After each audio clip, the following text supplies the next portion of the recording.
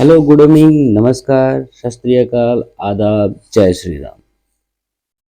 Class 10th के मेरे प्यारे और बहादुर बच्चों, मैं कृष्णा त्रिपाठी आपके लिए आज इलेक्ट्रिसिटी पे एक लेक्चर लेके आया हूँ जो आपके बोर्ड की एग्जामिनेशन के लिए जो फिलहाल कुछ ही दिन के बाद है, एक वन शॉट लेक्चर साबित होने वाला है। प्यारे बच्चों, इस वन शॉट लेक्चर में हम इलेक्ट्रिसिटी के सारे कॉन्सेप्ट, सारे एग्जाम्पल्स, हर तरह के फॉर्मूले और सब कुछ जो कि आपके सीबीएसई सिलेबस में है वो सब पढ़ेंगे। कि अगर आपको यह वीडियो पसंद आती है तो कृपया इसे अपने दोस्तों को भी फॉरवर्ड करें ताकि वो भी इस लेक्चर का लाभ उठा सकें। Thank you. बिना समय बर्बाद किए आइए शुरू करते हैं।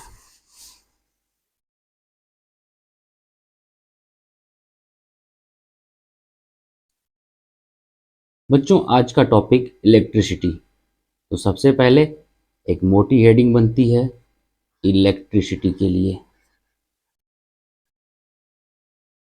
जो भी मैं क्लास ले रहा हूँ, इस लेक्चर को मैं पीडीएफ फॉर्मेट में इस नोट्स को अपलोड कर दूंगा। Elasticity of class 10th CBSE board, CBSE. आइए लिख लेते हैं electricity. It is a controlled form of energy, a controllable form. Controllable, control कर सकते हैं। Controllable form of energy, controllable form of energy, which we can use to run a variety of electrical equipment, which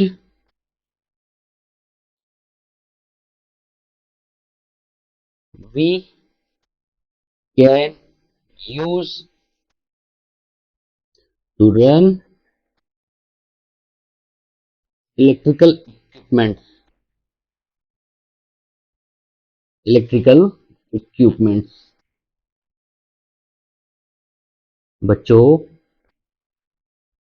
जो electricity होती है ये controllable होती है। इसको हम कंट्रोल कर सकते हैं कि कहाँ भेजना है। ऐसा नहीं कि अपने से कहीं भी चली जाएगी। इसको सिस्टम में सर्किट बना के फ्लो कराते हैं। इसकी वोल्टेज को हम कंट्रोल कर सकते हैं, इसकी करंट के अमाउंट को हम कंट्रोल कर सकते हैं। और इससे क्या होता है बच्चों, जो हमारे इलेक्ट्रिकल इक्विपमेंट्स हैं ना, जो भी इलेक्ट्रिकल इक्विपमेंट्स हैं, यहाँ पे देखिए इलेक्ट्रिकल इक्विपमेंट्स जैसे कि आपके बल्ब, पंखा, AC, fridge, TV, cooler etcetera, सारे इलेक्ट्रिकल इक्विपमेंट्स हैं।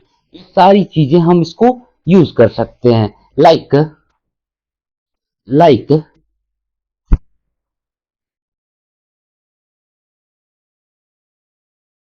लाइक बल्ब, फैन, से ज्यादा ये लिखेंगे एक्सेट्रा। बच्चों, क्या होता है इलेक्ट्रिक अप्लायंसेस? इलेक्ट्रिक अप्लायंसेस के बारे में आप जानते हैं कि इलेक्ट्रिक अप्लायंसेस जो होते हैं वो इलेक्ट्रिकल एनर्जी को किसी दूसरे फॉर्म ऑफ एनर्जी में कंट्रोल कन्वर्ट करते हैं। जैसे कि आपका पंखा है, वो इलेक्ट्रिसिटी लेता है और उसे मैकेनिकल एनर्जी में कन्वर्ट कर देता है, वो घूमने लगता है। आपका पंखा और आपका जो प्रेस है स्त्री, उससे आप इलेक्ट्रिकल एनर्जी को हीट एनर्जी में, जो आपका हीटर ब्लोअर है, इलेक्ट्रिकल एनर्जी को हीट एनर्जी में कन्वर्ट करता है। और प्यारे बच्चों, जो आपकी लाइट है वो इलेक्ट्रिकल एनर्जी को लाइट एनर्जी में कन्वर्ट करती है, लाइट में कन्वर्ट करती है, जो कि एक फॉर्म ऑफ एनर्जी है। तो इलेक्ट्रिकल इक्विपमेंट्स क्या होते हैं? इलेक्ट्रिकल इक्विपमेंट्स बच्चों जो कि इलेक्ट्रिसिटी को किसी दूसरे फॉर्म ऑफ एनर्जी में कन्वर्ट करते हैं। Electrical equipments. आइए इसकी डेफिनेशन लिख लेते हैं इलेक्ट्रिकल इक्विपमेंट्स की। कन्वर्ट्स, सारी चीजें जो कि कन्वर्ट करती हैं, converts electrical energy into another form of energy, another form of energy. ठीक है ना बच्चों, आगे ये हो गए हमारे इलेक्ट्रिकल अप्लायंसेस। अब आइए, इलेक्ट्रिक चार्ज जो होता है वो आपके कंडक्टर में फ्लो करता है, तो कंडक्टर करंट फ्लो करता है। तो बेसिकली जो बच्चों करंट फ्लो करता है वो चार्ज की वजह से होता है। तो इसके बाद जो हमारा अगला टॉपिक है वो है इलेक्ट्रिक करंट। इस पेन से लिख लेते हैं, इलेक्ट्रिक करंट। इलेक्ट्रिक करंट क्या होता है बच्चों? इलेक्ट्रिक करंट तो वैसे rate of flow of charge होता है, the amount of charge flowing through a particular area in unit time, यही होता है करंट। तो करंट को जो आप सिंपल डेफिनेशन लिखेंगे, rate of flow of charge.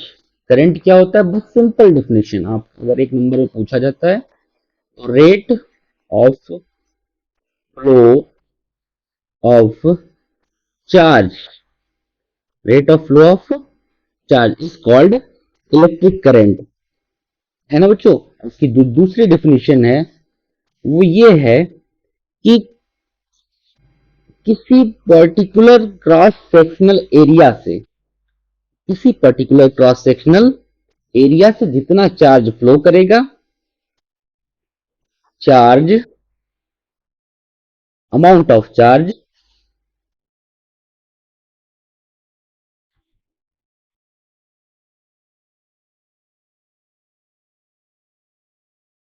Amount of charge, amount of charge flowing, flowing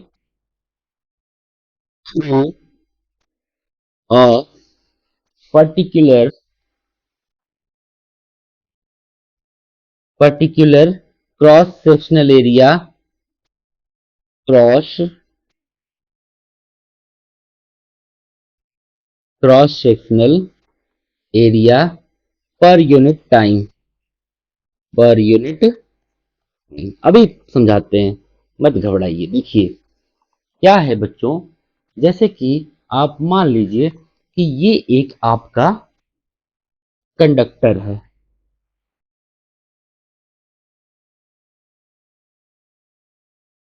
suppose that ये एक आपका क्या है, कंडक्टर है।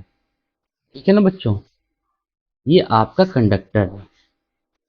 अब कंडक्टर का मतलब बच्चों कोई वायर, कंडक्टर का मतलब कोई वायर।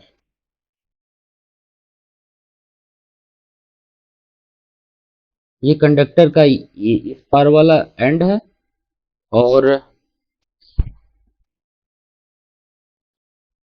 ये मान लेते हैं कंडक्टर का दूसरे पार वाला एंड है ना। ये आपका कोई तार है, तार को हमने काट दिया इधर से भी और इधर से भी। तो देखो जो हमें इस पार दिखेगा, है ना, देखो ये जो है, अगर तार को कटा हुआ है तो ये तार की आपको दिख रहा है ना, एक सरफेस दिख रहा है तार का। ये जो सरफेस होता है बच्चों, यही क्रॉस सेक्शनल एरिया होता है। क्रॉस सेक्शनल एरिया राइट, एकदम सीधे 90 डिग्री पे अगर हम काटें, चलो मान लो ये तार है, इसको अगर बीच से हम काट दें, अगर इस तार को, अगर इस तार को हम ऐसे बीच से काट दें, चलो काट दिया, है ना। तो प्यारे बच्चों ये जो बनेगा आपका, आपका हो जाएगा क्रॉस सेक्शनल एरिया। तो क्रॉस सेक्शनल एरिया से, जैसे मान लो कि ये आपका क्रॉस सेक्शनल एरिया है, से एक पर यूनिट टाइम में, यानी कि मान लो एक सेकंड में कितने इलेक्ट्रॉन फ्लो कर रहे हैं, एक सेकंड में जितने इलेक्ट्रॉन फ्लो करेंगे वही आपकी हो जाएगी इलेक्ट्रिक करंट। हमने कहा अमाउंट ऑफ चार्ज, चार्ज मतलब क्या, चार्ज इलेक्ट्रॉनों से ही तो फ्लो करते हैं, flowing through a particular cross sectional area per unit time. तो बच्चों ये एरिया पर डिपेंड करता है कि किस क्रॉस सेक्शन से कितना करंट फ्लो कर रहा है। अगर हम यहां पे देखें तो यहां पे कुछ और करंट फ्लो करेगा। और मान लो बच्चों एकदम कॉन्सेप्ट के साथ पढ़ेंगे, अगर यही तार जो है हमारा अगर आगे मोटा था, मान लो ये तार यहाँ पे मोटा था, इसको हमने कन्वर्ट कर लिया पतले तार में, है ना बच्चों। ये देखो ये जाके ऐसे जुड़ गया और ये हमारा जो मोटा वाला तार था इस पतले वाले तार से जाके क्या हो गया, जुड़ गया। ठीक है, अब देखो तो यहां पे अगर देखा जाए, जो अगर यहां पे देखा जाए इस जगह पे, ये जो जगह है ना, अगर इस जगह पे देखा जाए तो यहाँ की एरिया ज्यादा है, तो यहां से ज्यादा चार्ज फ्लो कर सकते हैं, इसका मतलब ये ज्यादा करंट फ्लो कर सकता है। और देखो यहाँ पे एरिया कम है, इसका मतलब ये करंट कम फ्लो कर सकता है। तो यही कॉन्सेप्ट होता है कि आपकी जो मेन लाइन के वायर होते हैं वो ज्यादा मोटे होते हैं, और जो घर में नॉर्मल बल्ब 9 वाट की एलईडी जलाते हैं हम लोग, उसका तार की मोटाई कम होती है क्योंकि एलईडी को कम करंट की जरूरत होती है। तो हमारा अगर कम मोटा अगर तार रहेगा, अगर बच्चों हमारा कम मोटा तार रहेगा तो भी हमारा काम हो जाएगा। लेकिन जो हैवी अप्लायंसेस हैं जैसे कि हीटर वगैरह हो गया, इसके तार की मोटाई ज्यादा होनी रहेगी क्योंकि इससे जो चार्ज है इलेक्ट्रॉन्स है वो ज्यादा फ्लो करते हैं, है ना बच्चों। अब आओ, तो जो इलेक्ट्रिक करंट है वो कुछ और नहीं बल्कि रेट ऑफ फ्लोइंग चार्ज है। अब आगे आते हैं बच्चों, इलेक्ट्रिक करंट की जो डिफिनीशन हो जाएगी वो हो जाएगी, इसको रिप्रेजेंट करते हैं आई से, रिप्रेजेंटेड बाय कैपिटल आई। अब बच्चों चार्ज को रिप्रेजेंटेड करते हैं क्यू से, चार्ज रिप्रेजेंटेड बाय क्यू। और बच्चों टाइम, टाइम को किससे डिनोट करते हैं बच्चों, इसकी जो यूनिट होती है प्यारे बच्चों, इसकी यूनिट होती है एम्पियर। ठीक है, इसकी यूनिट होती है बच्चों, ये यूनिट होती है कुलाम्ब।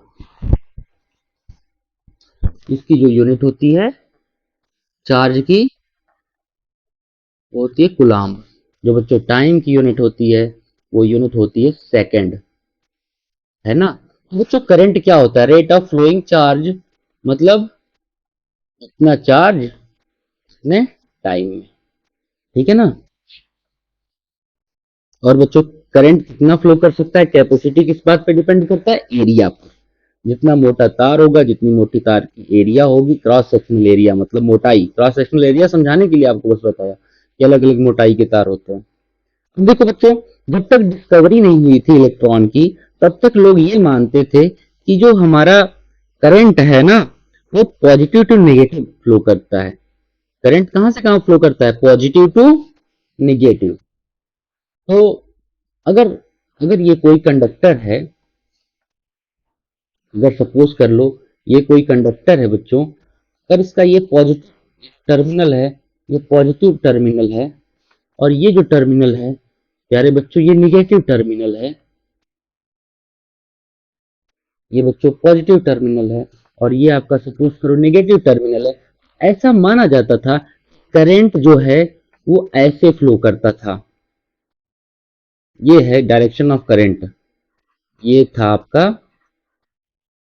डायरेक्शन ऑफ करंट, बट ऐसा माना जाता था, ये कन्वेंशनल था। जब उस समय इलेक्ट्रॉनों की डिस्कवरी नहीं हुई थी, हम बस इतना सपोज कर लेते थे कि हमारे जो इलेक्ट्रॉन्स हैं, सॉरी हमारा जो करंट है वो पॉजिटिव टू नेगेटिव फ्लो करता है। बट बच्चों, सर्किट में करंट जो होता है वो हमेशा नेगेटिव टू पॉजिटिव फ्लो करता है। ये कन्वेंशनल पहले ऐसा माना जाता था। क्यों? क्योंकि करंट डिपेंड करता है इलेक्ट्रॉन्स पे।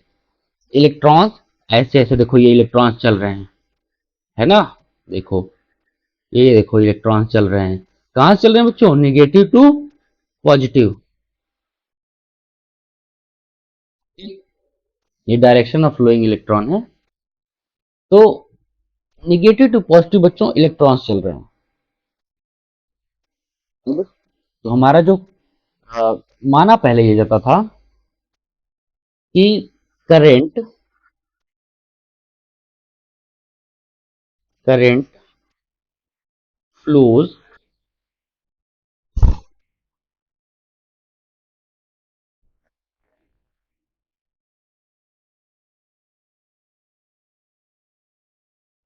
अपोजिट टू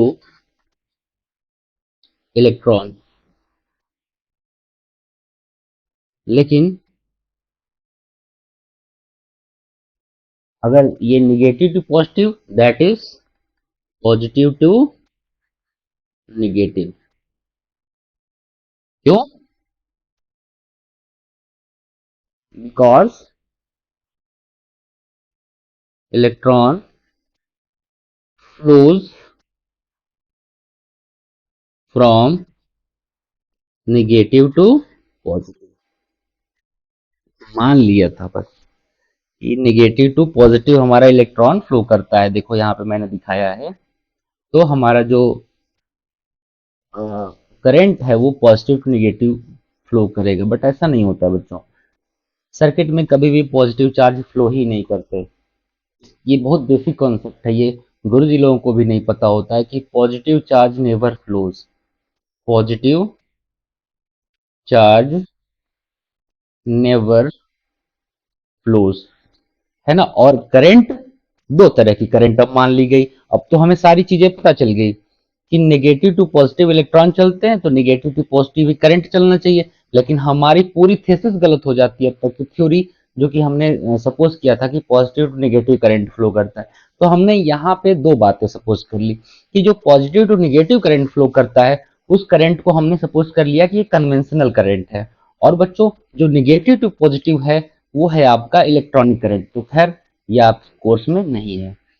अगर आप आईआईटी जेई फाउंडेशन की तैयारी करेंगे तो बिल्कुल आपको सारी चीजें पढ़नी होगी। अगला करते हैं।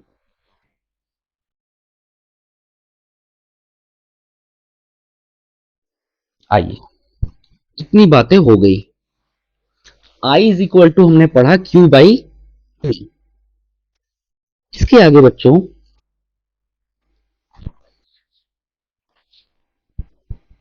इसका एक सर्किट सर्किट बना लेते हैं कि ये हमारे,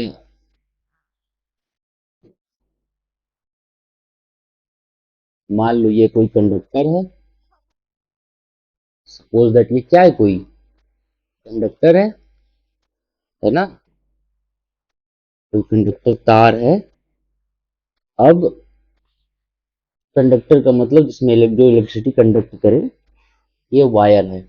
ये हमारा पॉजिटिव टर्मिनल, पॉजिटिव को बड़े से दिखाते हैं और निगेटिव को छोटे से दिखाते हैं। और ये हमारा निगेटिव टर्मिनल है, ठीक है बच्चों। तो देखो इलेक्ट्रॉन्स चलेंगे निगेटिव टू पॉजिटिव। ये इलेक्ट्रॉन है आपका, ऐसे चलेगा इलेक्ट्रॉन, ऐसे चलेगा। फिर इसी तरह से इसको दिखा देते हैं। इलेक्ट्रॉन कैसे चलेगा? इधर की तरफ। और बच्चों करंट किधर चलेगी? इधर चलेगी। ऐसा सपोज करके हम चलेंगे। ये करंट का डायरेक्शन है, ये डायरेक्शन है इलेक्ट्रॉन्स का। क्योंकि ये थ्योरी है बस, एक्चुअल में कुछ भी पॉजिटिव टू नेगेटिव नहीं चलता, इलेक्ट्रॉन ही चलते हैं, उन्हीं के चलने से करंट होता है। पहले की हमारी यही जो अवधारणा थी, तो हम इसी को मान के चलेंगे। तो बच्चों करंट को जो मेजर करते हैं उसको मेजर करने का जो इंस्ट्रूमेंट होता है, उस इंस्ट्रूमेंट का नाम होता है ammeter. Current measured using ammeter.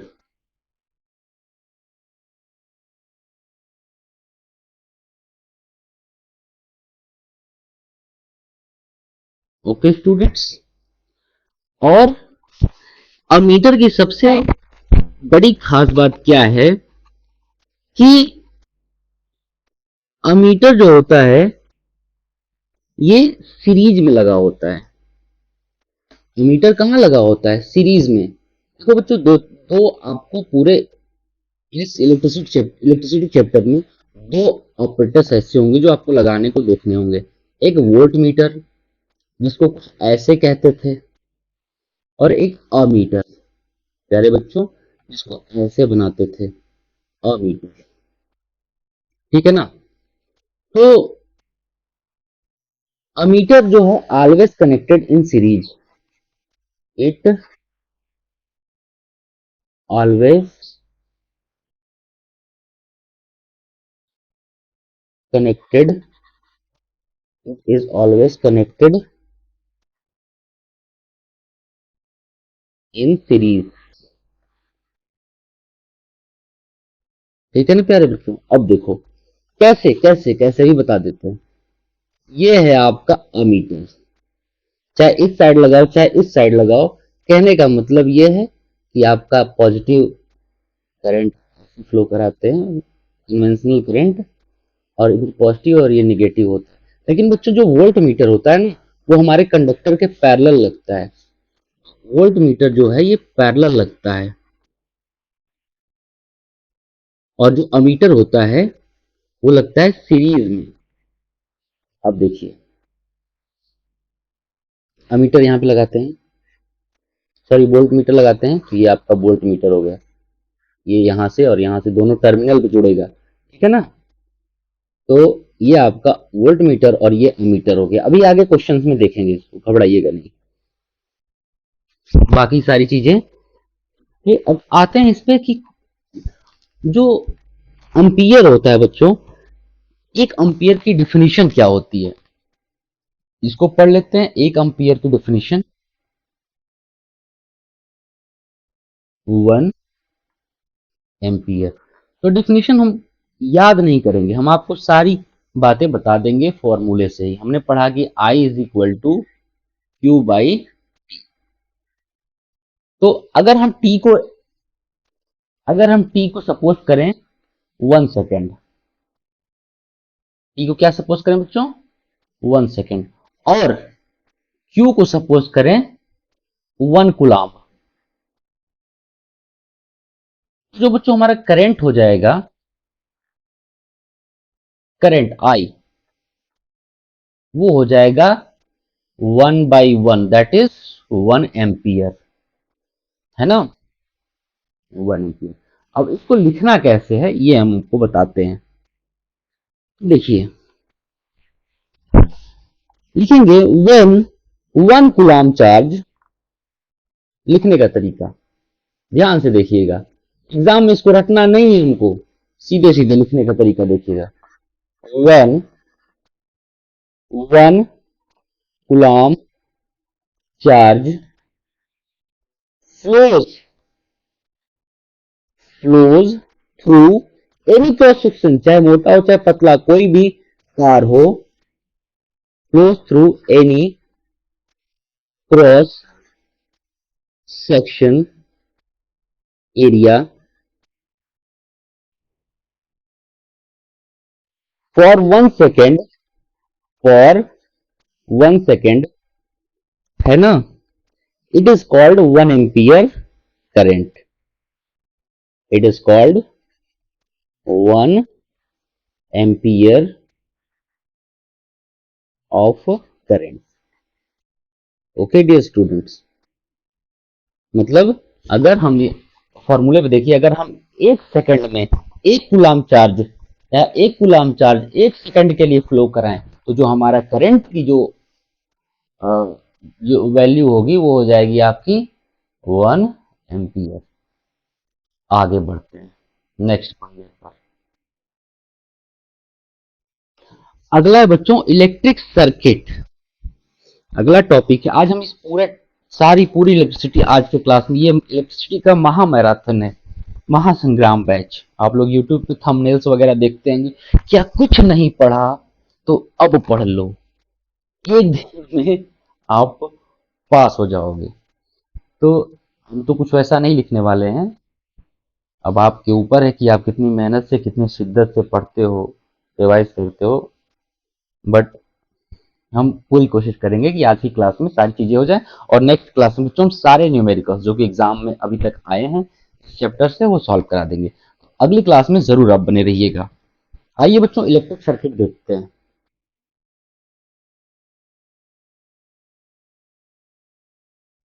Electric circuit,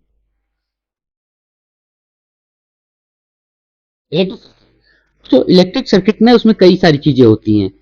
जैसे कि इलेक्ट्रिक सर्किट क्या होती है, ऐसा जो है कंडक्टिंग, ऐसा कंडक्टिंग कंटिन्यूअस कंडक्टिंग पाथ होता है जिसमें वायर हो, बैटरी हो, रेजिस्टेंस हो, इम्पीडेंस हो और सारी चीजें हो। तो इट कंसिस्ट ऑफ, सीधे लिखेंगे, it consist of, is consisted of भी लिख सकते हैं, इट इज कंसिस्टेड ऑफ क्या क्या, वायर, लोड यानी कि रेजिस्टेंस, और प्यारे बच्चों क्या लिखेंगे, अमीटर। भाई नापेंगे ना करंट कितना है, नापेंगे कि नहीं, अमीटर, वोल्ट मीटर। अब आपका मन ना हो तो ना लगाइए, आपको वोल्टेज नहीं चाहिए तो। और क्या होता है, स्विच, स्विच जरूर लगाना है ना, स्विच आपको जरूर लगाना है, ये नेसेसरी होता है, बिना बटन के कोई काम नहीं होगा, स्विच। और क्या होता है इसमें, और एक बैटरी होती है या सोर्स, बैटरी या सोर्स, जरूरी नहीं कि बैटरी, सोर्स, सॉरी सोर्स, जरूरी नहीं कि बैटरी से आप करंट ले रहे हो, आप इलेक्ट्रिक करंट भी ले सकते हो जो कि आप पावर स्टेशन से आती है।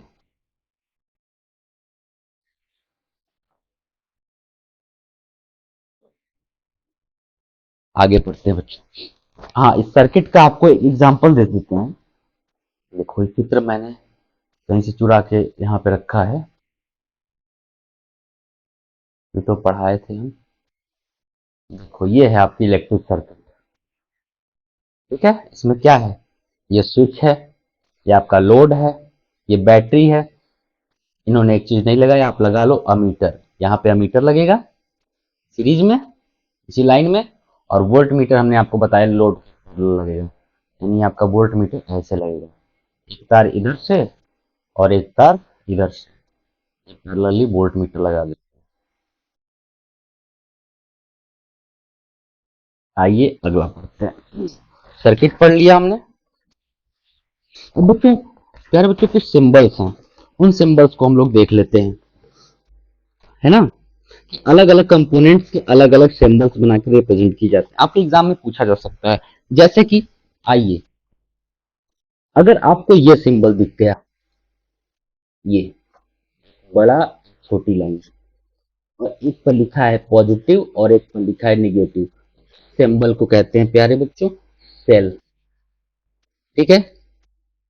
अगर बच्चों कई सारे सेल एक साथ कनेक्ट कर दिए गए, देखो सीरीज कॉम्बिनेशन में, तो ये कहलाती है आपकी बैटरी, ठीक है। अब देखो बच्चों, अगर इस तरह का है, अगर कोई एक वायर है, ये तार है ना, ये वायर है आपका, और अगर यहाँ पे अगर जॉइंट दिखा रहा है तो ये आप कहेंगे इसको कि सर ये वायर जॉइंट, पढ़ने वाले बच्चों के लिए है ये क्लास, जो नहीं पढ़ते वो भी आज पढ़ के पास हो जाए। अब बच्चों, कभी हमें वायर को ढकाना होता है। अगर एक वायर दूसरे वायर पे से चिपकाते हुए ले जाए तो शॉर्ट कट जाएगा, है ना। तो अगर हमें अगर हमें दिखाना हो क्रॉस ओवर वायर, क्या दिखाना हो क्रॉस ओवर, तो हम ऐसे दिखाएंगे। देखो, एक वायर ऐसे गया, दूसरा वायर आया और इसको ऐसे ढका के दिखा देते हैं, ये आपका हो गया क्रॉस ओवर। ठीक है। अगला जो है आपका, वो है फिक्स्ड रेजिस्टेंस, यानी जिसको हम रेजिस्टेंस पढ़ते आए हैं वो है। तो रेजिस्टेंस प्यारे बच्चों ऐसे होता है कि तार है, तार में आपका कोई भी रेजिस्टेंस, रेजिस्टेंस में जैसे कि कोई भी ऑपरेटर्स जो भी आपके होते हैं इलेक्ट्रिकल ऑपरेटर्स, ये रेजिस्टेंस होते हैं और इनकी फिक्स्ड वैल्यू होती है। मतलब आप इसको घटा बढ़ा नहीं। और रेजिस्टेंस में ही बच्चों अगर ऐसे लग गया, देखो ये रेजिस्टेंस है ना, अब इसमें एक आके कहीं से ऐसा लग गया, तो देखो रिएक्टेंस की साइन होती है। इसका मतलब ये आपका वेरिएबल रेजिस्टेंस है, इस रेजिस्टेंस की वैल्यू को बढ़ा घटा सकते हैं। ठीक है ना। अब देखो, इसके बाद आता है बच्चों अमीटर। तो अमीटर हमने आपको बना के दिखा दिया, ये ऐसे लिखा रहेगा आपको, तार से कनेक्टेड है दोनों साइड, पॉजिटिव निगेटिव। ये क्या है बच्चों, आपका अमीटर है। ठीक। इसके बाद वोल्ट मीटर।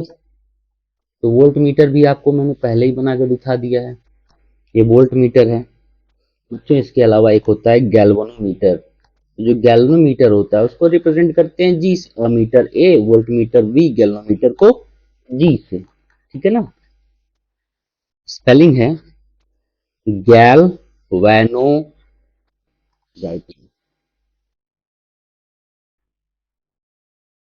गैल्वेनोमीटर इसको कहते हैं, गैल्वेनोमीटर।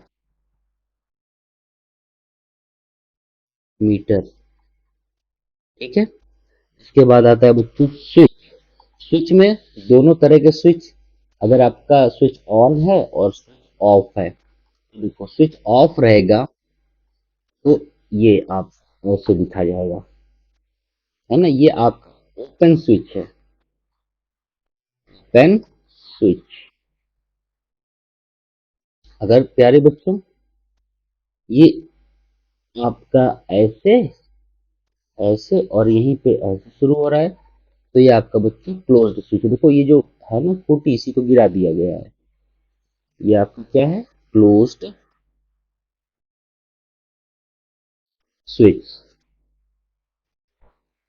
अब इसके बाद अगर बल्ब को रिप्रेजेंट करना है ना, तो बल्ब को ऐसे रिप्रेजेंट करते हैं, तार दोनों साइड से जिससे उठाएंगे तार, और देखो ये बल्ब है। स्विच को एक और तरीके से दिखा सकते हैं, अगर आपको ओपन स्विच दिखाना है तो आप बस ऐसे बना दीजिए, है ना। और आपको क्लोज्ड स्विच दिखाना है तो आप ऐसे बना के इसमें एक डॉट बना दीजिए, क्लोज्ड स्विच हो गया। अब बच्चों इलेक्ट्रिक पोटेंशियल पढ़ते हैं हम अगले पेज पे।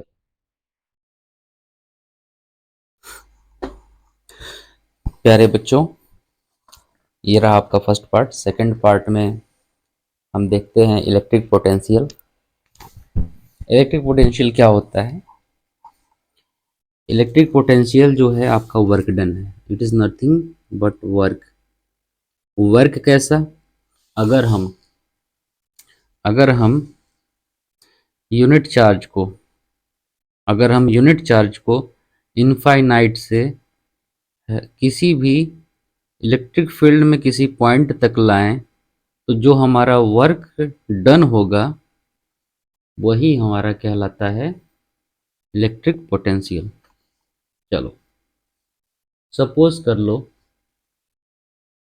सपोज कर लो कि ये आपका एक यहाँ पे चार्ज है, पॉजिटिव चार्ज है।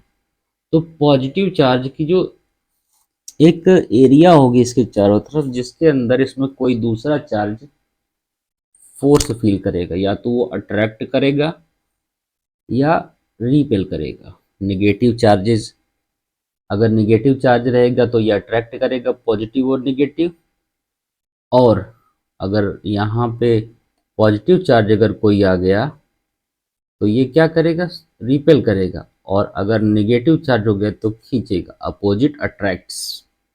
ठीक है प्यारे बच्चों, तो ये इसकी एक एरिया हो गई। अब देखिएगा, अगर आप इनफाइनाइट से, कहाँ से, इनफाइनाइट से एक चार्ज लेके चले, यूनिट चार्ज, आपने यहां से क्या उठा लिया बच्चों, यूनिट चार्ज। चलो, ये रहा आपका यूनिट चार्ज, यूनिट चार्ज।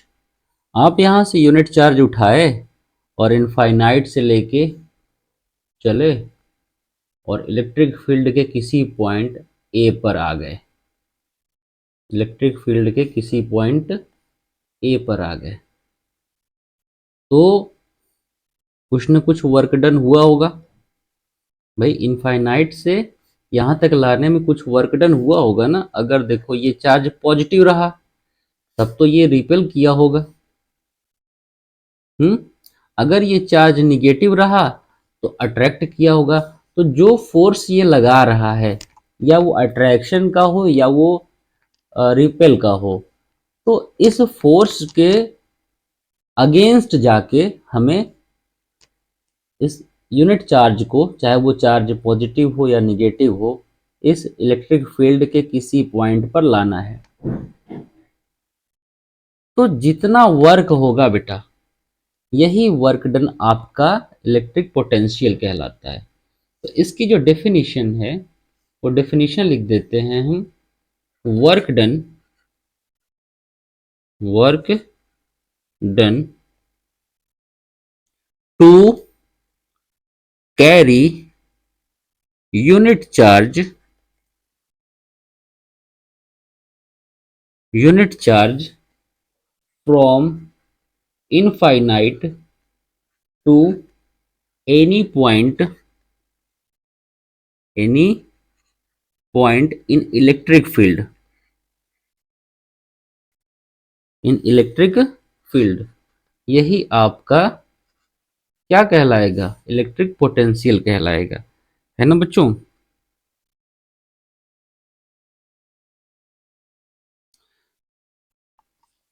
अब देखिए, अगर कोई कंडक्टर है तो जिसमें केवल इलेक्ट्रॉन फ्लो करते हैं, तो जो डिफरेंस होता है इलेक्ट्रिक प्रेशर का, वो कहलाता है पोटेंशियल डिफरेंस, पोटेंशियल डिफरेंस।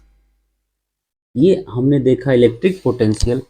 अगला टॉपिक जो है हमारा, वो है पोटेंशियल डिफरेंस।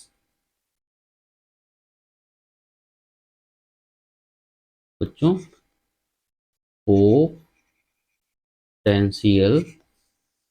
डिफरेंस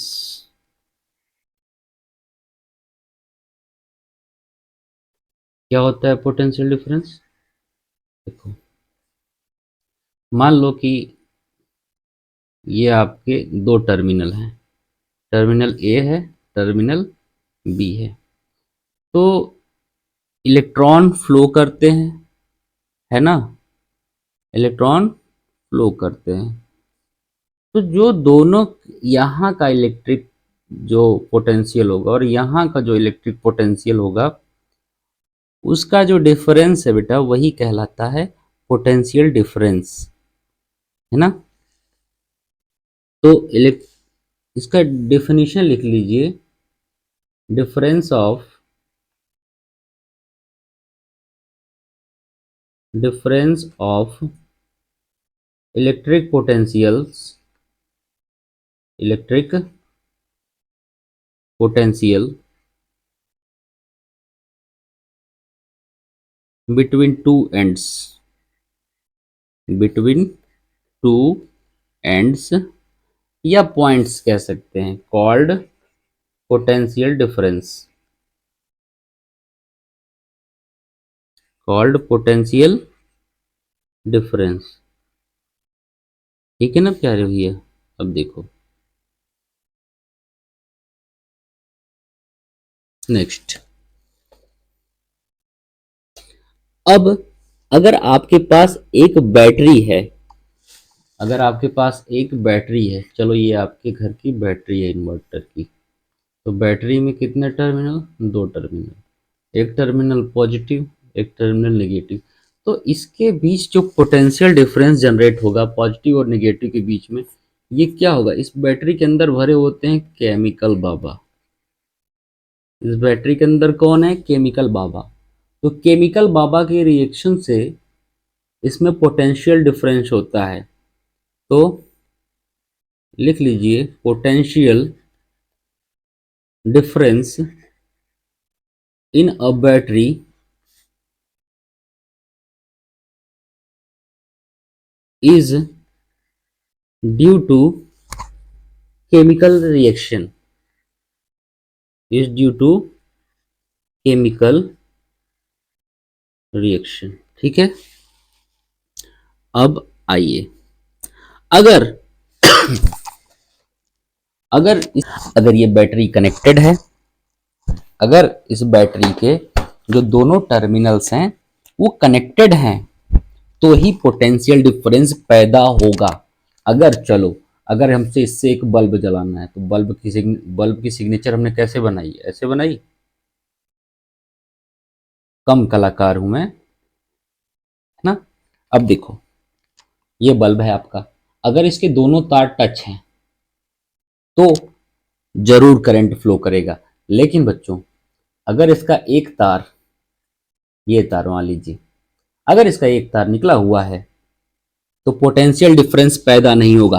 और मेरे प्यारे बच्चों पोटेंशियल डिफरेंस तभी होगा, करंट सर्किट में तभी फ्लो करेगा जब पोटेंशियल डिफरेंस होगा।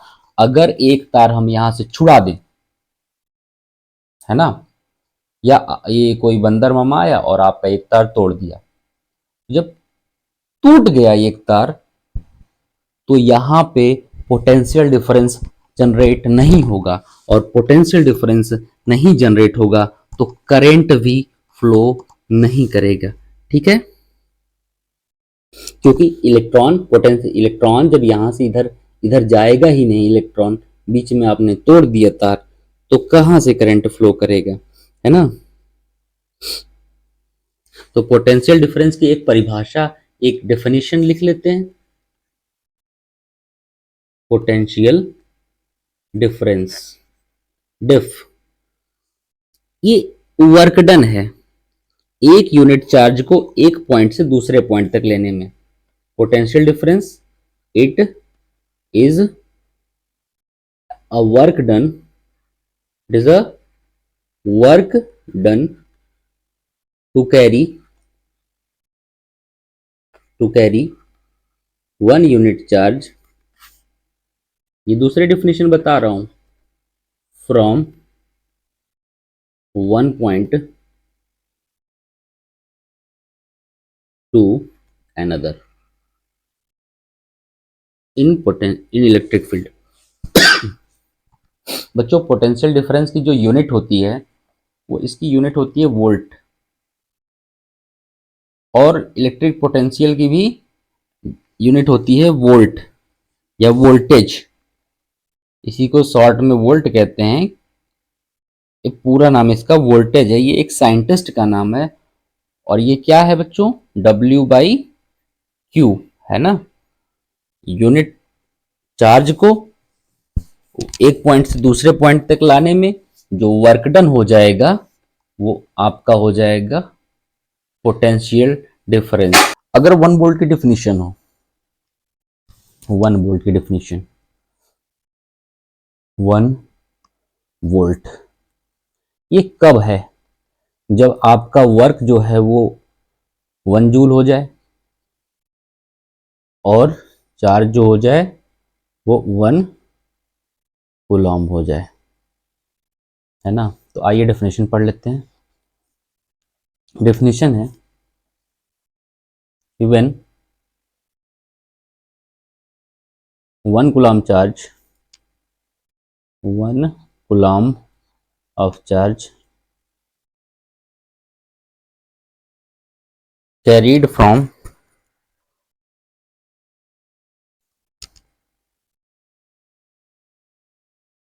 one point to another, one point to another, and work done is 1 joule, then there will be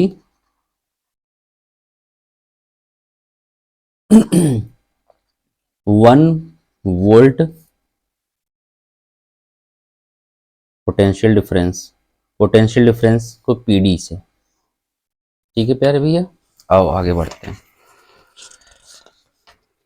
अगला है पोटेंशियल डिफरेंस को मेजर किससे करते हैं, मेजर करने का ऑपरेटर्स क्या होता है। तो मेजर करते हैं पोटेंशियल डिफरेंस को, potential difference PD measured by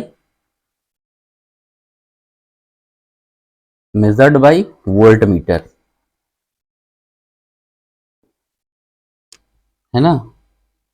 और जो ऑपरेटर्स होता है इसको कनेक्ट कैसे करते हैं। इसका पहला पॉइंट है मेजर्ड बाय वोल्ट मीटर, दूसरा पॉइंट है कनेक्टेड इन पैरेलल। किसके पैरेलल, टू लोड और रेजिस्टेंस, टू लोड और रेजिस्टेंस, ठीक है ना बेटा। अब देखो यूनिट जो होती है वोल्ट, पोटेंशियल डिफरेंस की वोल्ट होती है, वर्क की यूनिट होती है जूल, ये आपको बता दिए हैं। अब आते हैं ओम्स लॉ, ओम अंकल के लॉ पर। एक थे ओम अंकल, उन्होंने बहुत ही सुंदर लॉ दिया और उस लॉ का नाम जो पड़ा उन्हीं के नाम पे ओ ओम्स लॉ। बच्चों ओम्स लॉ, ओम को पहले डिनोट किससे करते हैं ये भी आप देख लेंगे। ओम को जो डिनोट करते हैं ओ एच एम,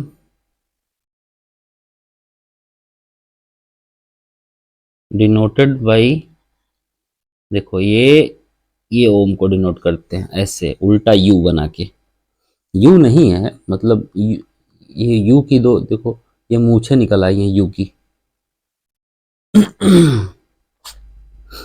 है ना। तो ओम्स लॉ क्या कहता है, ओम्स लॉ कहता है कि जो करंट है बेटा किसी भी सर्किट में वो डायरेक्टली प्रोपोर्शनल होता है इसके वोल्टेज के, मतलब वोल्टेज आपका जितना ज्यादा होगा करंट उतना ही ज्यादा फ्लो करेगा। तो ओम अंकल ने कहा था कि वोल्टेज, दूसरे कलर के पेन से लिख लेते हैं, ये हेडिंग वाला हो गया, voltage in any circuit is directly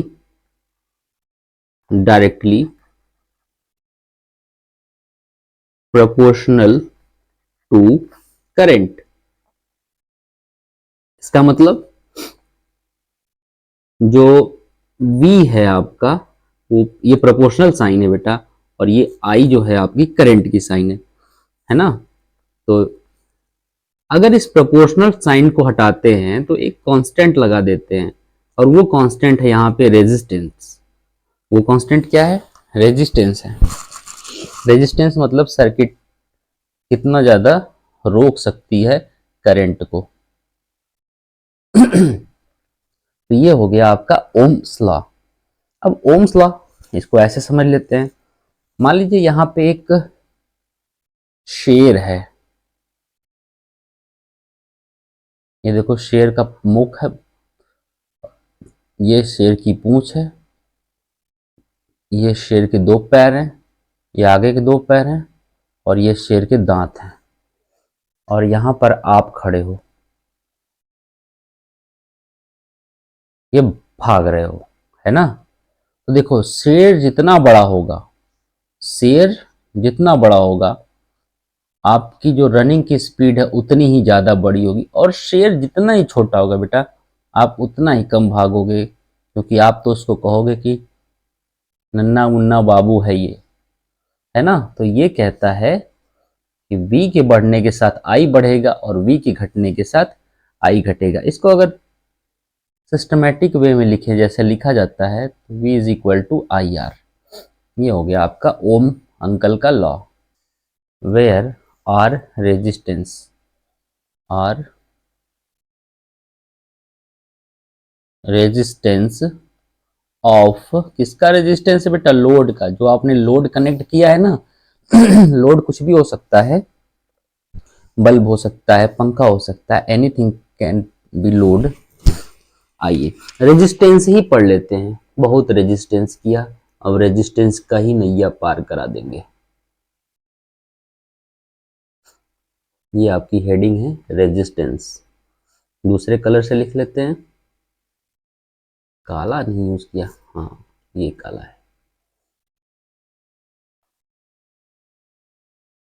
देखो जो रेजिस्टेंस होती है बेटा, ये किसी भी लोड की प्रॉपर्टी होती है, किसी भी कंडक्टर की प्रॉपर्टी होती है कि ये चार्ज जो फ्लो कर रहा है किसी भी सर्किट के कंडक्टर में, चार्ज जो फ्लो कर रहा है ना, इलेक्ट्रॉन्स फ्लो कर रहे हैं, उसको कितना रोक सकता है। अब देखो एग्जाम्पल के लिए अगर मान लो कि आप दौड़ रहे हो और कोई आपको पीछे से पकड़ के रोकने की कोशिश कर रहा है, आप उसके खिलाफ दौड़ रहे हो, है ना। तो अगर पीछे वाला जितना ज्यादा मजबूत होगा, आपकी स्पीड उतनी ही कम हो जाएगी, और पीछे अगर आपका आपका छोटा भाई है, तब तो आप उसको खींचते हुए चले जाओगे, है ना बेटा। तो रेजिस्टेंस क्या होता है, जो रोकता है, किसको रोकता है, करंट को रोकता है, करंट को फ्लो करने से रोकता है कि रुक जा करंट। तो ये एक प्रॉपर्टी है it is a property, it is a property of a conductor. किसकी प्रॉपर्टी है बेटा, कंडक्टर की प्रॉपर्टी है ना।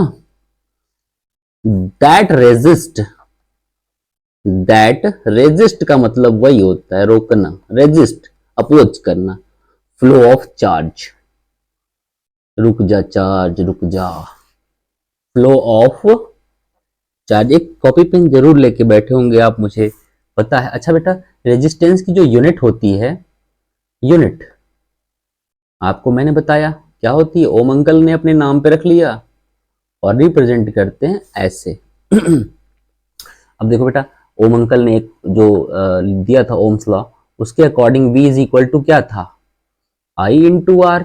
अगर इसको हम ट्रांसफॉर्म करें और R की वैल्यू निकालें, तो ये हो जाएगा आपका V बाई आई, होगा या ना, होगा। तो अगर इसमें, जैसा कि हमने हर चीज के डेफिनेशन में देखा था, कि अगर हम इसमें एक ओम की अगर निकालें डेफिनेशन, तो 1 एम्पियर की करंट और पोटेंशियल डिफरेंस 1 वोल्ट हो, तो हमारा जो रेजिस्टेंस होगा उसकी वैल्यू 1 ओम के इक्वल हो जाएगी, ठीक है ना बेटा। तो ये 1 ओम कब होगा, जब 1 एम्पियर का करंट फ्लो करे, और जो टर्मिनल के अक्रॉस, सर्किट के टर्मिनल के अक्रॉस जो इलेक्ट्रिक प्रेशर होगा, वो कितना होगा बेटा, 1 वोल्ट। तो हम कहेंगे कि जो रेजिस्टेंस की वैल्यू है वो आपकी 1 ओम हो जाएगी। अब एक बात और है कि I यानी कि जो करंट होता है वो रेजिस्टेंस के इनवर्सली प्रोपोर्शनल होता है। देखो अगर इसको एक और ट्रांसफॉर्म्ड वे में लिखो, एक और ट्रांसफॉर्म्ड वे में लिखो, आई इज इक्वल टू हो जाएगा वी बाई आर। मतलब देखो अपॉन में चला गया, आर जितना बढ़ाते जाएंगे 1/r, ऐसे भी लिख सकते हैं। तो आर जितना बढ़ाते जाएंगे बेटू, आई यानी कि करंट की वैल्यू उतनी ही कम होती जाएगी, है ना। और आर को जितना कम करेंगे करंट उतना ही ज्यादा फ्लो करेगा। एग्जाम्पल के लिए आप एक 8 वाट की एलईडी फ्लो कर रहे हैं और दूसरा फ्लो करा रहे हैं, आप एक 8 वाट की एलईडी फ्लो कर रहे हैं और दूसरा फ्लो करा रहे हैं करंट एक जो कि आपका 1000 वाट का हीटर है। तो हीटर में बेटा जो करंट जाएगा वो कम होगा और जो करंट आपका जाएगा 8 वाट की एलईडी में वो करंट ज्यादा होगा क्योंकि वहां पे लोड कम था। तो ये बातें आप समझ लेंगे। अब देखो बेटा रियोस्टेट क्या होता है। रियोस्टेट ये एक आप लोगों ने एक्सपेरिमेंट किया होगा अपनी लैब्स में, स्कूल की लैब्स में, रियोस्टेट के बारे में। तो आइए लिख लेते हैं। स्पेलिंग इसकी होती है RHEOSTAT, यही होती है रियोस्टेट। ये क्या होता है बेटा, रियोस्टेट का काम होता है करंट की रेजिस्टेंस की वैल्यू को घटाना बढ़ाना। रियोस्टेट का काम क्या होता है, रेजिस्टेंस की वैल्यू को घटाना बढ़ाना। इसी को कहते थे आप वेरिएबल रेजिस्टेंस। अभी आपने वेरिएबल रेजिस्टेंस जब पढ़ाया था मैं आपको, तो वहां पे मैंने आपको बोला था कि ये रियोस्टेट है। तो आइए रियोस्टेट के बारे में 2 लाइनें हम नोट कर लेते हैं अपनी कॉपी पे। A rheostat, a rheostat is a device और अ कंपोनेंट जो कि रेजिस्टेंस को चेंज करता है वोल्टेज को सेम रखे हुए। A rheostat is a device which changes the value of resistance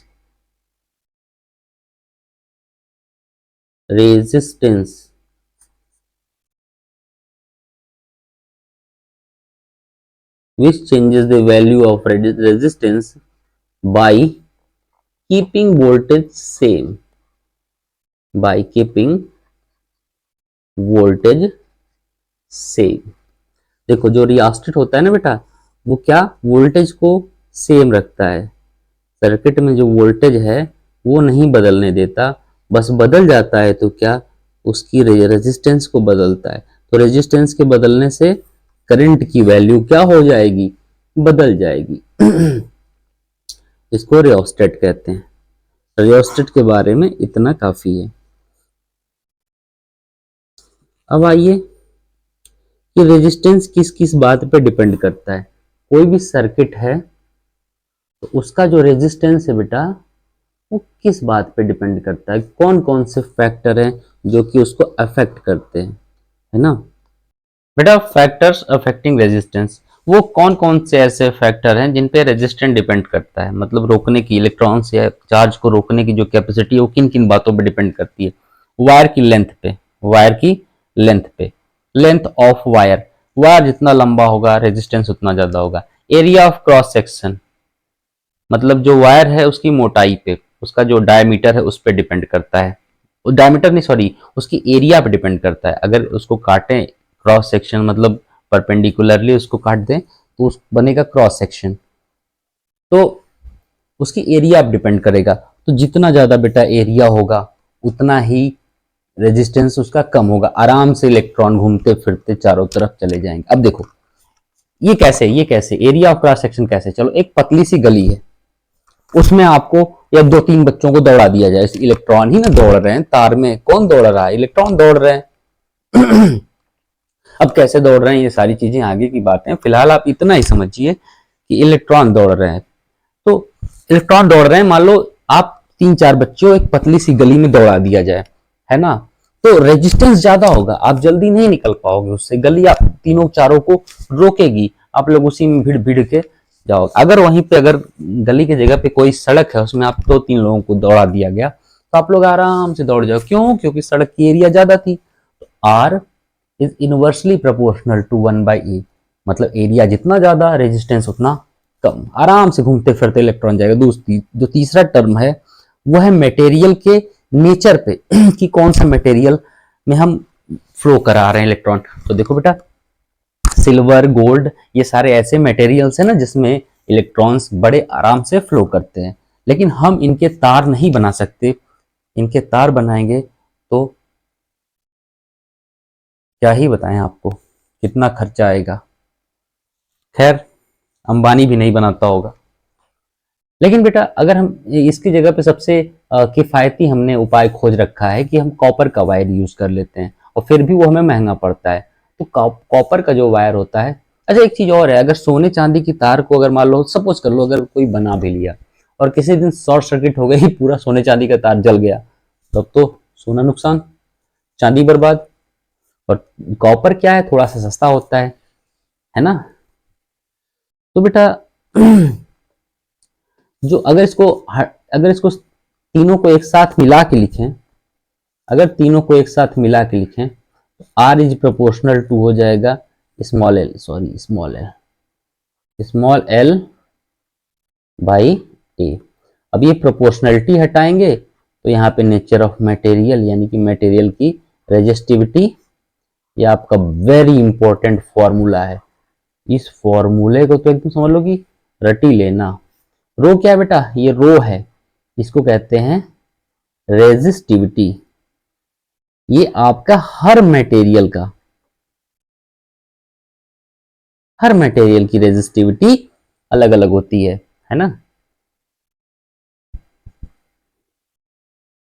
अगला जो अगला टॉपिक है बच्चों आपका,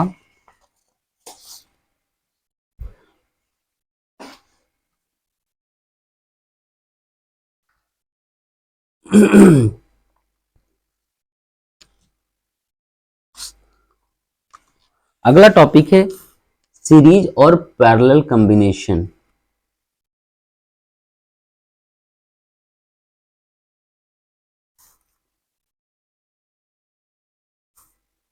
series and parallel combination. Parallel combination of resistors, ठीक है मेरे प्यारे बहादुर शिष्यों। आइए देखो बेटा, पहले हम देखेंगे सीरीज और फिर देखेंगे पैरेलल। तो पहला resistance in series, resistance in series, ठीक है। अब देखो मान लो कि आपने कुछ रेजिस्टेंस को सीरीज में, ये आपका रेजिस्टेंस जिसकी वैल्यू R1 है, ये रेजिस्टेंस जिसकी वैल्यू R2 है, और ये रेजिस्टेंस जिसकी वैल्यू R3 है। एक सीरीज कॉम्बिनेशन में हमने क्या किया, इन तीनों को जोड़ दिया और इनका जो कनेक्शन है एक बैटरी से कर दिया। अब देखो बेटा, यहां से चलेगा इलेक्ट्रॉन, ऐसे चलेगा, मान लेते हैं करंट ऐसे चलेगा, कन्वेंशनली जैसे मानते हैं, सपोज करते हैं। तो करंट यहां पे गया बेटा। अब जो करंट क्योंकि करंट जो होता है वो जो अमीटर लगता है ना वो सीरीज में लगता है, जो करंट इसमें जाएगा वही करंट इसमें जाएगा और वही करंट इसमें जाएगा। मतलब जो आपका, लेकिन करंट तीनों में सेम रहेगा, करंट क्या रहेगा, सेम रहेगा। तो जो सीरीज कॉम्बिनेशन में होता है, ये मेन बात होती है, current remains same, current remains same, लेकिन बेटा वोल्टेज देखो कम ज्यादा होगा। अब देखो अलग अलग में आप इसका एग्जांपल देख भी सकते हो। अगर तीन बल्ब को, मान लो ये तीनों बल्ब हैं एक सीरीज में, एक का दूसरे से, दूसरे का तीसरे से, और फिर पहले और तीसरे के जो टर्मिनल्स हैं उसको बैटरी से जोड़ दिया या पावर सोर्स से जोड़ दिया, तो जो बल्ब हैं वो धीमे जलेंगे। अगर वहीं तीनों को पैरेलली जोड़ दिया गया, मतलब तीनों का प्लस प्लस में, तीनों का नेगेटिव टर्मिनल नेगेटिव में जोड़ दे, तो हमारा बल्ब, तो कुल मिला जुला के जो वोल्टेज होता है बेटा, वो तीनों के सम के इक्वल हो जाएगा। जो V इज इक्वल टू होता है I इंटू आर, और मान लेते हैं करंट तो तीनों में सेम है ना, करंट क्या तीनों में सेम है, तो इसका सपोज कर लेते हैं I R1, और इसका I R2, और इसका I R3। सेम यहाँ भी I से I कैंसल आउट, तो R is equal to R1 plus R2 plus R3। अगर इतनी बातें आपको नहीं समझ में आई तो बस ये मोटी सी बात याद रख लीजिए, ये मोटी सी जो हाईलाइट कर रहा हूं मैं, लड़कियों के लिए मैं पिंक से हाईलाइट कर दे रहा हूं, और अपने बॉयज के लिए मैं इसी को, कौन सा कलर आपका फेवरेट है बॉयज? मुझे जहां तक लगता है कि आपके फेवरेट कलर ग्रीन होगा। ओह शिट, ये तो बवाल हो गया। तो चलो जाने दो, आप लोग की किस्मत में नहीं है आपके कलर का हाईलाइशन, हाईलाइटेड। तो नेक्स्ट करते हैं बेटा parallel combination, parallel, parallel connection of resistors, है ना। तो चलो देखो, एक रेजिस्टेंस ये है, दूसरा रेजिस्टेंस ये है, तीसरा रेजिस्टेंस ये है। अरे सुंदर फिगर बना लेना आप लोग। अब देखो, अब इन तीनों को पैरेलली एक बैटरी से जोड़ दिया गया, ठीक है। ये रेजिस्टेंस है R1, R2, R3। बेटा वोल्ट मीटर पैरेलली लगता है, यहाँ पे वोल्ट मीटर लगता है, तो वोल्टेज तीनों में सेम होगा, वोल्टेज क्या होगा, सेम होगा। लेकिन करंट भैया यहाँ गया, इलेक्ट्रॉन्स यहाँ पे गया और तीनों में बट गए, यानी कि जो फाइनल करंट होगा वो तीनों के सम के इक्वल हो जाएगा। अब देखो V, ओम अंकल के लॉ से V equal to I R, I equal to हो जाएगा V बाई आर। अब यहाँ पे पुट कर देते हैं, V सब में सेम है, तो V फाइनल रेजिस्टेंस को आप R ही सपोज करें, तो V by R equal to V by R1 plus V by R2 and plus V by R3। तो V से V कैंसल आउट, तो 1 upon R equal to 1 upon R1 plus 1 upon R2 plus 1 upon R3। अगर ये पूरी बात समझ में नहीं आई तो बस इसमें आपको दो बात, इस बार आपके कलर से हाईलाइट करूंगा, ग्रीन से। दो बातें इसमें लर्न करनी है। पहला कि पैरेलल कॉम्बिनेशन में V सेम होता है, और दूसरा ये है, क्योंकि इस पे क्वेश्चन आपके आने वाले हैं, आप इसको तो कायदे से अपने दिमाग में बैठा ही लेना आप। नेक्स्ट करते हैं माय डियर स्टूडेंट्स, अगला पन्ना।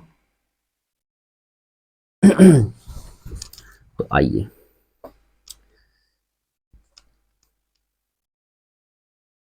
अब सीरीज कॉम्बिनेशन, जो डोमेस्टिक यानी कि घरेलू, जो घरों में जो आपकी वायरिंग है उसको सीरीज कॉम्बिनेशन में क्यों नहीं रखते हैं?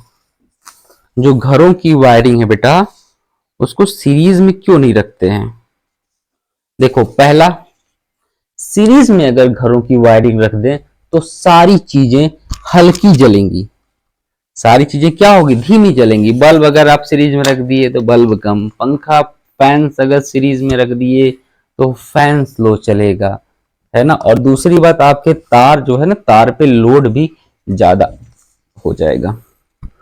तो अगला टॉपिक है, नेक्स्ट टॉपिक है आपका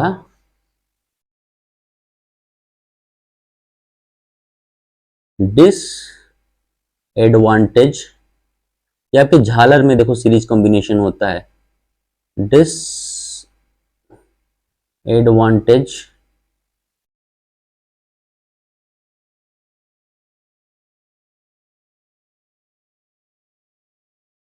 डिसएडवांटेज ऑफ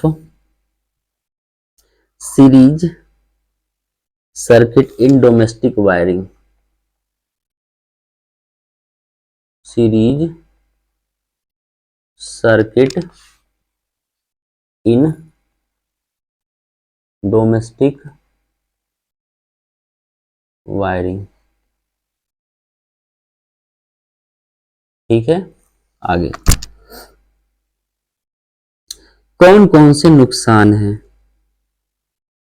तो पहला नुकसान तो यही है कि अगर एक ठो खराब हो गया बेटा तो सारा खराब हो गया। पहला, अगर मान लो कि आपने सीरीज में रख दिया है, चलो ठीक है, यहाँ पे एक बल्ब है, फिर यहाँ पे एक बल्ब है, समझाने के लिए बस बेटा बता रहा हूँ, फिर यहाँ पे एक बल्ब है ना। अब देखो झालर है आपका, जो आप दिवाली पे और त्योहारों पे लगाते हो सजावट में। अगर इस झालर का कोई एक बल्ब खराब हो गया तो ये पूरा झालर बंद। ठीक है, तो बेटा पहला नुकसान तो यही है कि अगर एक खराब हो गया तो सारा खराब। आइए नोट कर लेते हैं। If one electric appearance stop working, if one electric if one electric appliance stops working, stops working, तो सब काम करना बंद कर देंगे। all will stop, ये आपका पहला घाटा है। चलो मान लो सीरीज कि जैसे झालर वगैरह में एक तो झालर खराब होता है ना बेटा, तो सारी झालर बंद हो जाते हैं।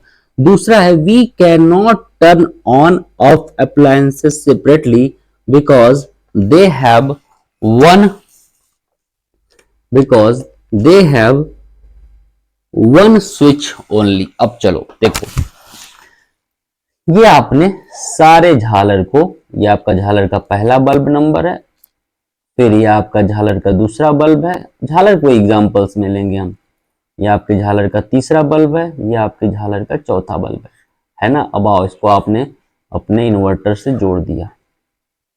अब देखो, अगर इसका पहला तो घाटा यही है कि अगर एक तो खराब हो जाएगा तो सारा खराब। दूसरा घाटा यह है कि यहाँ पे अगर आप स्विच लगा दें, मान लो यहाँ पे आपने क्या लगा दिया बेटा, स्विच लगा दिया, यहाँ पे आपने स्विच लगा दिया। अगर आप एक स्विच बंद करते हैं ना तो सबकी लाइट चली जाएगी, सबका करंट फ्लो होना बंद हो जाएगा, क्योंकि सब यहीं से जुड़े हुए थे। अच्छा, अगर आप यहाँ पे स्विच लगाते हो, मान लो चलो आप एक्स्ट्रा चालाक हो और आप कह रहे हो कि सर हम यहाँ पे स्विच लगा दें, तो भी बेटा करंट तो ना इधर का, करंट तो फ्लो होना बंद हो जाएगा ना, क्योंकि सर्किट तो बीच से ही टूट गई। तो अगर हम घर में ऐसी वायरिंग करते सीरीज की तो current stops working, appliances stops working. तो इसका लिखना अगर होगा तो हम ऐसे लिखेंगे, we can not turn on off, we can't turn on off appliances separately, appliances separately. अगर एक ठो बंद तो बेटा सारा बंद। तीसरा घाटा क्या लगने वाला है, अगर आपके घर में जो वायरिंग है उसको सीरीज में कर दें तो तीसरा घाटा ये लगने वाला है ना कि सबका लोड जो है इसी तार पे पड़ेगा, है ना। तो रेजिस्टेंस जो होगा वो इंक्रीज हो जाएगा, क्योंकि R equal to R1 plus R2 plus R3 plus R4 ये सब मिलके R हो जाएगा। तो जो आपका ओवरऑल रेजिस्टेंस है, overall of resistance increases heavily, और मोस्ट प्रोबेबली आपका जो तार है वो जल भी सकता है। ठीक है बेटा, अब आओ कुछ फायदे गिना देते हैं आपको, कुछ एडवांटेजेस गिना देते हैं पैरेलल कॉम्बिनेशन के, है ना। तो सबसे पहले पैरेलल कॉम्बिनेशन में आपने जो मोटी मोटी बातें देखी हैं वो ये देखिए बेटा कि पैरेलल कॉम्बिनेशन में जो करंट होता है वो बट जाता है, तो I equal to I1 plus I2 plus I3 हो जाता है। पैरेलल कॉम्बिनेशन में जो 1/R टोटल था, 1/R टोटल ये होता है बेटा 1/R1 plus 1/R2 plus 1/R3। ये है आपका पैरेलल कनेक्शन के लिए, है ना। अब आइए क्या इसके फायदे हैं। अगर एक जो उसमें आप लिखे ना बस वही उसी का उल्टा लिखना है इसमें। One stop working, one stops working, rest works. ठीक। दूसरा फायदा है हर का अपना अलग स्विच होता है, बस ठीक उसका उल्टा। Every appliance have own switch, every appliance have own switch। तीसरा बेटा each appliance in circuit gets same voltage, हर को सबको समान वोल्टेज मिलेगा, है ना, बट करंट बढ़ जाएगा। each appliance gets same voltage। Okay. और जो रेजिस्टेंस है ओवरऑल रेजिस्टेंस वो भी आपको कम पड़ेगा। Overall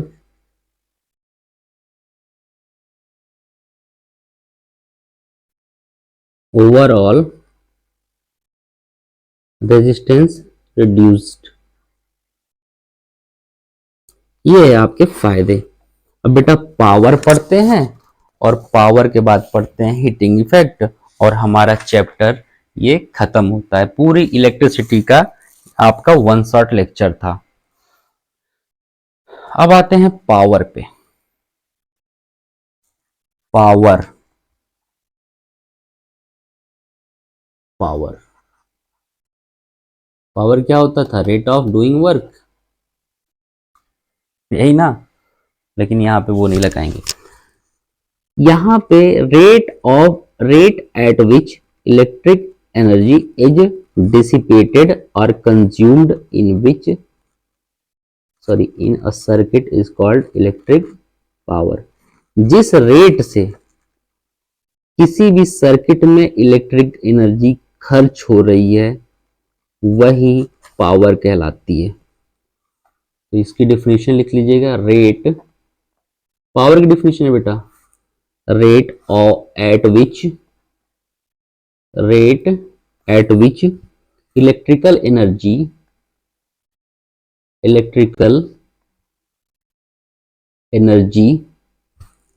is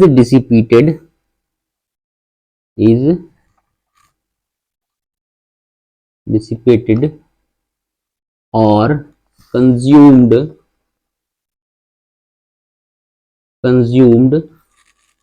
in a circuit is called power.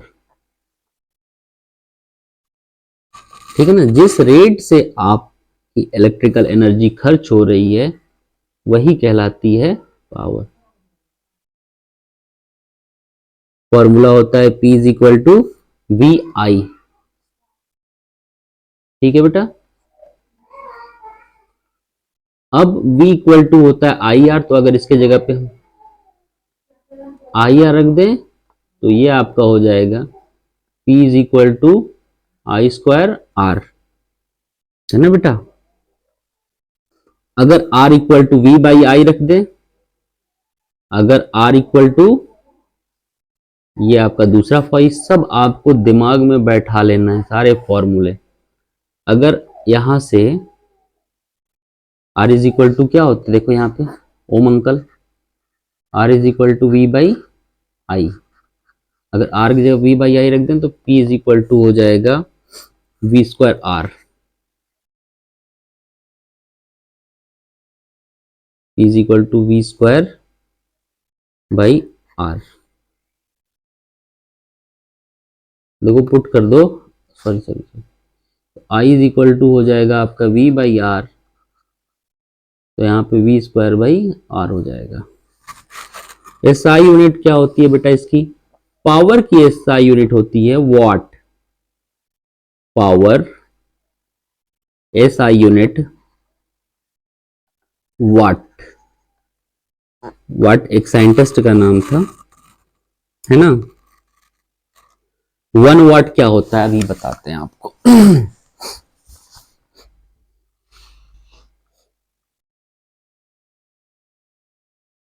तो बेटा 1 वाट पावर है, पहले ये 3 फॉर्मूले आपको याद करना है। P is equal to V I, P is equal to I square R, और P is equal to V square by R. बहुत सिंपली आप याद कर लेंगे, V इंटू आई लिख लीजिए, चाहे वी स्क्वायर बाई आर लिख लीजिए, चाहे आई स्क्वायर इंटू आर लिख लीजिए। ये आपके तीनों फार्मूले मोस्ट इंपॉर्टेंट हैं। आप कन्वर्ट भी कर सकते हो, बस P is equal to V I याद रहा तो एक बार V equal to I R रख दोगे, और एक बार I is equal to V by R रख दोगे, आपको ये भी मिल जाएगा और ये भी मिल जाएगा। ठीक है, बहुत ईजी है। पावर की यूनिट आपकी वॉट होती है, ये भी बहुत ईजी है। अब 1 वाट क्या होता है, डेफिनेशन है 1 वाट। तो सिंपल है, यहाँ पे P is equal to V I में अगर 1 एम्पियर का करंट और पोटेंशियल डिफरेंस 1 वोल्ट अप्लाई करे तो जो पावर कंज्यूम होगी वो 1 वाट होगी। तो इसकी डेफिनेशन है 1 watt power is consumed when 1 ampere of current flows through a device of potential difference 1 volt, through a device of PD 1 volt. PD का मतलब पोटेंशियल डिफरेंस, है ना बेटा। अगला टॉपिक है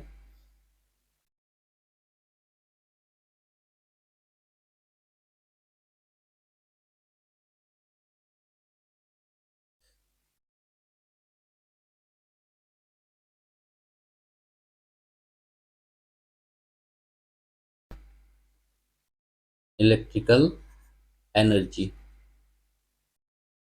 ठीक है, क्या होता है electrical energy, amount of energy consumed in a given amount of time, measures in joule, joule में मेजर करते हैं। तो amount of energy, amount of, sorry spelling थोड़ी गलती हो गई, अमाउंट की स्पेलिंग एरर, अमाउंट ऑफ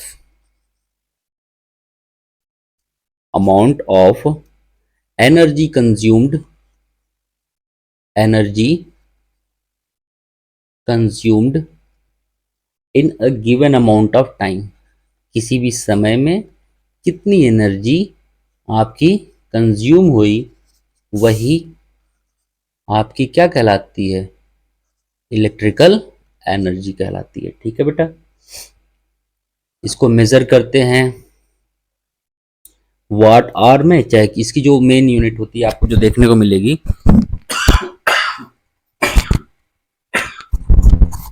इसकी जो मेन यूनिट देखने को मिलेगी वो मिलेगी आपको, जो हम यूज करते हैं, किलो किलो वाट आर, है ना। अब थोड़ा सा एक फॉर्मूला कन्वर्ट कर लीजिए, 1 kilowatt hour is equal to 3.6 into 10⁻6 joule. ये effect of electric current. Next page पे, हीटिंग इफेक्ट, हीटिंग इफेक्ट। देखो, इलेक्ट्रिक एनर्जी हीटिंग इफेक्ट भी देती है। जैसे कि आप अगर कोई बल्ब जला रहे हो तो वो भी हीट होगा, प्रेस जला रहे हो वो भी हीट होगा, है ना। Heating effect of electric current. बेटा कुछ भी जब आप कर रहे हो, इलेक्ट्रिसिटी यूज कर रहे हो, तो आप हीट प्रोड्यूस करोगे ही करोगे, हीट प्रोड्यूस होगी ही होगी, ये उसका इफेक्ट है। तो हीटिंग इफेक्ट देने वाले जो थे वो थे सर जूल थे। जूल ने हीटिंग इफेक्ट दिया था। और बेटा आप लोग को बता दूं कि एक जूल जूल के साथ थॉमसन सर ने, इन दोनों लोगों ने मिलकर थर्मोडायनेमिक्स पे बहुत ज़्यादा वर्क किया।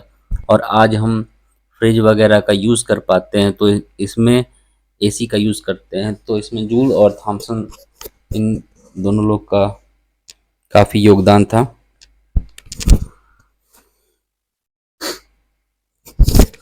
तो इसको लिखते हैं, when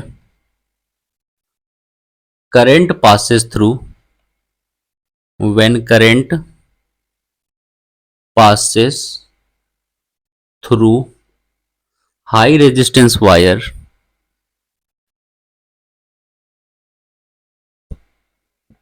high resistance wire like nichrome, nichrome होता है ना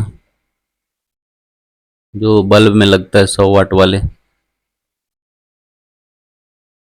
like nichrome due to high resistance, the जो वायर है ना वो बहुत हीट हो जाता है। आपके जो आपका जो हीटर है, ब्लोअर है, सब इसी फंक्शन पे काम करता है। जब करंट फ्लो करता है हाई रेजिस्टेंस वायर में, तो वो वायर जो है वो गर्म हो जाता है, और गर्म हो जाता है, इसे ही कहते हैं heating effect. This phenomenon, notes बना लीजिएगा, this phenomenon is called heating effect, heating effect of electric current, electric current. Okay, अब देखिए आपका जो वर्क डन होगा वो होता है Q into V. I is equal to होता है बेटा Q/T। अब इसी में सारा, इसी में सब कुछ आपको फॉर्मूला वगैरह रख के आपको वर्क की वैल्यू आई, आर और टी में पहुंचानी है। देखिए Q इज इक्वल टू बेटा होता है आई टी। तो जब यहाँ पे हम Q की वैल्यू रख देंगे तो W इक्वल टू हो जाएगा I T into V. V is equal to क्या होता है बेटा, आई आर होता है। तो वी की जगह पे हम आई आर रख देते हैं, तो ये आपका हो जाएगा आई, आई इंटू वाई, आई स्क्वायर आर टी। ये है आपका वर्क डन, और यही वर्क डन जो है हीट में बदल जाएगा। This work done converts into heat, this work done converted into heat. तो आपका हीट जो H इज इक्वल टू हो जाएगा आई स्क्वायर RT, यही आपका फॉर्मूला है। इस पे आपको बहुत सारे क्वेश्चंस देखने को मिलेंगे। तो देखिए, 3 बातों पे डिपेंड करता है, पहला करंट पे, दूसरा रेजिस्टेंस पे, तीसरा टेम्परेचर पे, है ना। करंट का आई स्क्वायर के प्रोपोर्शनल होता है, रेजिस्टेंस आर के प्रोपोर्शनल होता है, और टाइम के प्रोपोर्शनल होता है। तो अगर इसको प्रोपोर्शनल के हिसाब से देखा जाए तो H is proportional to I square, H is proportional to R, H is proportional to T. ठीक है। अब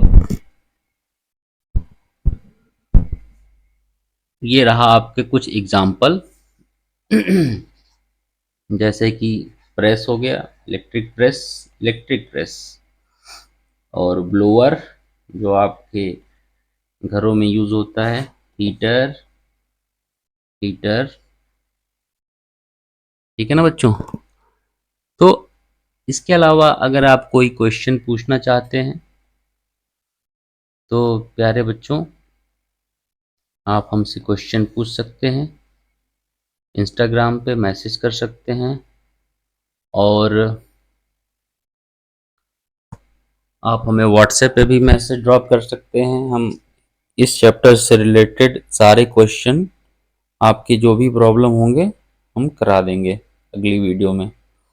और इसके बाद नेक्स्ट टॉपिक का लेक्चर आपको कौन सा ऐसा एक्सेल चैप्टर है जिस पे आपको चाहिए नेक्स्ट लेक्चर, हमें इंस्टाग्राम करिए, या फिर तो हमारा जो इंस्टा हैंडल है वो है this underscore is underscore Krishna underscore Tripathi.